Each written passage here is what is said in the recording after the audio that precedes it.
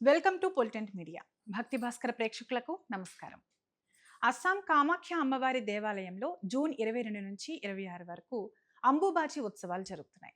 ఆ కామాఖ్య అమ్మవారి విశిష్టతను అలాగే అంబుబాచి ఉత్సవాల గురించి మనకు తెలియచేయడానికి ఈరోజు మనతో పాటు ఉన్నారు ప్రముఖ జ్యోతిష్య ఆధ్యాత్మికవేత్త డాక్టర్ ముళ్ళపూడి సత్యనారాయణ మూర్తి గారు. నమస్కారం గురువు గారు. నమస్కారం అమ్మా. గురువు గారు, కామాఖ్య అమ్మవారి దేవాలయంలో అంబుబాచి ఉత్సవాలు జరుగుతున్నాయి. ఆ ఉత్సవాల గురించి అలాగే కామాఖ్య అమ్మవారి విశిష్టతని గురించి వివరించండి. కామాఖ్య అమ్మవారు ఇది అస్సాంలో గౌహతి సిటీలో మనకి అమ్మవారు యోని రూపంలో ఉంది. ఉమ్, సాక్షాత్తు సతీదేవి దక్ష ప్రజాపతి తన తండ్రి అన్నమాట. ఉమ్, ఆయన నిరీశ్వర యాగం చేస్తూ శివుణ్ణి అవమానిస్తుంటే తన భర్త అయినటువంటి శివుణ్ణి నిందను వినలేక తన బొటన వేలుతో ఇలాగా అగ్నిని పుట్టించుకొని చనిపోతుంది. శివుడు ఆమె శరీరం పైన వేసుకొని ఆమె శవాన్ని బాధపడుతూ ఉండగా ప్రళయాన్ని నృత్యం చేస్తున్నప్పుడు సృష్టి అంతా నాశనం అవుతుంటే ఉమ్. శ్రీ మహావిష్ణువు వచ్చి ఆమె శరీరాన్ని ఖండఖండాలుగా నరుకుతాడు. అవును, ఆదిపరా సతీదేవి శరీరం. ఉమ్, అది కూడా ఆదిపరాశక్తి ఆదేశించింది విష్ణువుని నరికేయమని. ఆహా, లేకపోతే శివుడు ఇంకా అలా వైరాగ్యంలో ఉండిపోతాడని. ఓకే. అప్పుడు ఆ యోని భాగం వెళ్ళి పడింది కామాఖ్య. ఉమ్, మొత్తం 51 ఖండాలుగా చేస్తాడు. 51 శక్తిపీఠాలుగా వస్తుంది. ఆ ఉమ్, 51 శక్తిపీఠంలో ఈ కామాఖ్య అమ్మవారు ఉన్నారు ఒకటి. ఉమ్, రెండవది, ఈ అమ్మవారికి అక్కడ విగ్రహం ఏమి ఉండదు. ఉమ్, అక్కడ కేవలము యోని రూపంలో ఒక రాయి ఉంటుంది. ఉమ్, ఆ రాయి పైన ఈ యొక్క జూన్ 22 ఉమ్, సాయంత్రం నుంచి జూన్ 26వ తేదీ వరకు ఉమ్, మనకి ఆ దేవాలయాన్ని మూసివేస్తారు. ఉమ్, ఎందువల్లంటే అక్కడ ఒక స్ప్రింగ్ ఉంటుంది. స్ప్రింగ్ అంటే ఏంటంటే ఉమ్, ఒక జలధార. ఆ ఉమ్, జలధార వైట్ కలర్‌లో ఉంటుంది. అది వచ్చి ఈ యొక్క రాతి మీద నుంచి రాయి మీద నుంచి వెళ్తుంటే రెడ్డిష్‌గా మారుతుంది. ఉమ్, అంటే ఆ యొక్క గుడి టెంపుల్ దగ్గర ఆ వాటర్ ఎప్పుడు కూడా ప్యూర్ వైట్‌గా ఉండదు. ఉమ్, కొంచెం రెడ్డిష్ బ్రౌన్ కలర్‌లో ఉంటుంది. ఉమ్, ఈ శిల మీదకొచ్చేసరికి ఈ యోనిపీఠం మీద దగ్గర నుంచి వెళ్ళేసరికి ఏమవుతుందంటే ఇంకా రెడ్ అవుతుంది. ఉమ్, అప్పుడు ఈ దాని మీద ఒక క్లాత్ వేస్తారు. ఉమ్, వైట్ క్లాత్ వేస్తే ఈ రెడ్డిష్ బ్రౌన్ వాటర్ దాని మీద వెళ్ళగా ఇంకా రెడ్‌గా తయారయ్యి అవును. రక్తంలాగా వస్తుంది. ఉమ్, ఆ తర్వాత దాన్ని పీసెస్‌గా చేసి భక్తులకి ఇస్తారు. ప్రసాదంగా ఇస్తారు. ప్రసాదంగా ఇస్తారు. ఉమ్, అయితే ఎందువల్ల అలా జరుగుతుందంటే, ఉమ్, స్త్రీలు ఈ మామూలుగా ప్రతి నెల కూడా బహిష్టవుతారు. అవును. దాన్ని వీళ్ళందరూ కూడా అపవిత్రంగా చూస్తుంది ఈ సమాజం. అవునండి. అందువలన బయట మీరు కూర్చోండి అని వంట చేయనివ్వరు, ఇవి చేయరు. అవును. అపవిత్రం కాదది. ఉమ్, ఇక్కడ రెస్ట్ ఇవ్వడం కోసం ఇవ్వబడింది సమాజం. అవును. కానీ చెప్పేవాళ్ళు సరిగ్గా లేక అది అపవిత్రంగా ముట్టుకుంటే ఉమ్, ముట్టయింది ముట్టుకోకు.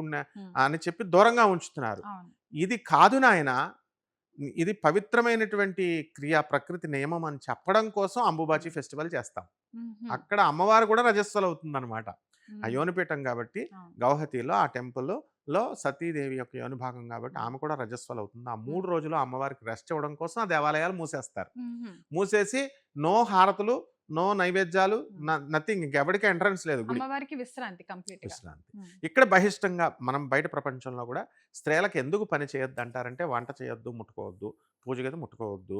ఆడవాళ్ళు ఖాళీగా ఉండలేరు కాబట్టి పాపం ఏదో పని చేస్తా కష్టపడతా ఉంటారు. ఏ స్త్రీనన్నా నువ్వు చూసుకో, అవును. బద్ధకస్తులు ఉండరు. ఉమ్, అలా వాళ్ళు రెస్ట్ పీరియడ్ ఇవ్వాలి. అది ప్రకృతి నియమం అది. ఉమ్, ప్రకృతి అంటే ఫెర్టిలిటీ, ప్యూబర్టీ, సంతానోత్పత్తి చేసేటటువంటి ఉమ్, శక్తి మెన్స్ట్రువల్ సైకిల్ ఉన్నప్పుడే, ఆ ఉమ్, హార్మోనల్ బ్యాలెన్స్ ఉన్నప్పుడే జరుగుతుంది. ఉమ్, కాబట్టి అది పవిత్రమైనటువంటి క్రియ కాబట్టి దాన్ని గౌరవించడం కోసం స్త్రీమూర్తికి మనం సెలవులిస్తాం. 3 రోజులు హాలిడేస్ ఎవ్రీ మంత్. ఉమ్, ఇది మానేసి వీళ్ళు ముట్టుకోకూడదు, ముట్టయిపోతుంది, ఉమ్, అపవిత్రం అన్నట్టు చూస్తున్నారు కాబట్టి, "వరే వెధవల్లరా, ఇది అలా కాదురా నాయన, ఇది పవిత్రం రా" అని చెప్పడం కోసం అంబుబాచి ఫెస్టివల్‌ని పెట్టారు. ఓకే. ఇకపోతే కామాఖ్య అమ్మవారి టెంపుల్ రహస్యం ఏమిటంటే, ఉమ్, కామాఖ్య అమ్మవారు అక్కడ వెలిసిన తర్వాత నరకాసురుడు అనేటటువంటి ఒక రాక్షసుడున్నాడు. ఉమ్, నీలాచల పర్వతాలలో ఈ అమ్మవారు వెలిసింది ఉమ్, కామాఖ్య టెంపుల్.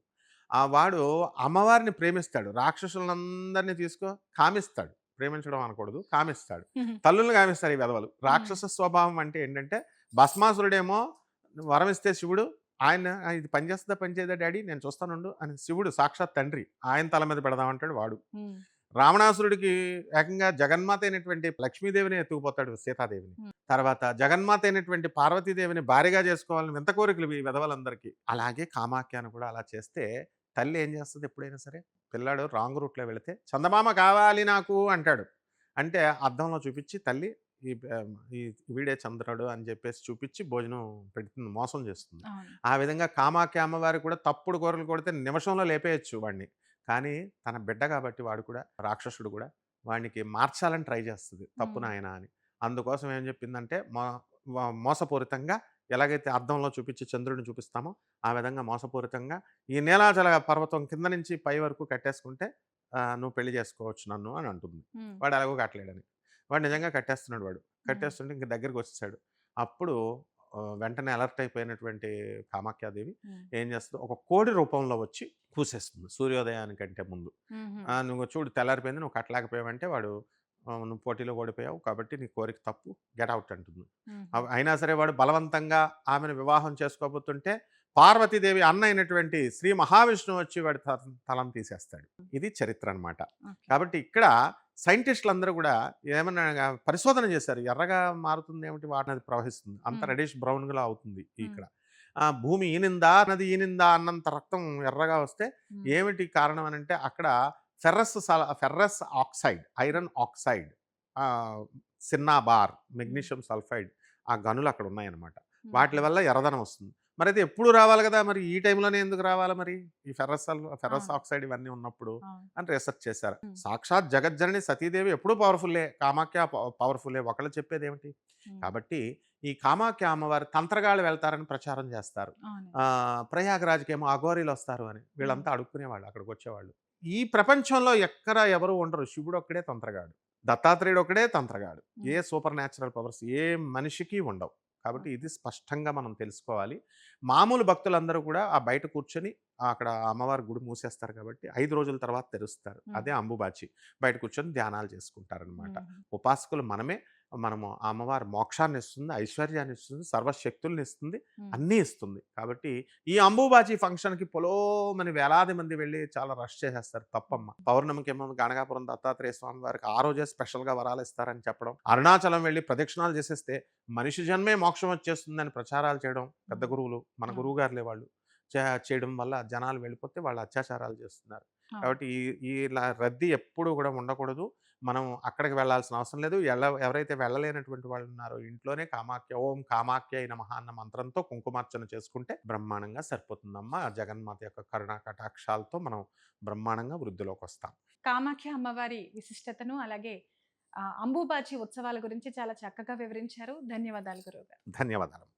ఈ కార్యక్రమం మీకు నచ్చినట్లయితే లైక్ చేయండి. మీ బంధువులకు, స్నేహితులకు షేర్ చేయండి. ఇలాంటి ఆధ్యాత్మిక విశేషాలను తెలుసుకునేందుకు మన ఛానల్‌ని సబ్స్క్రైబ్ చేసుకోండి. సర్వే జన సుఖినో భవంతు.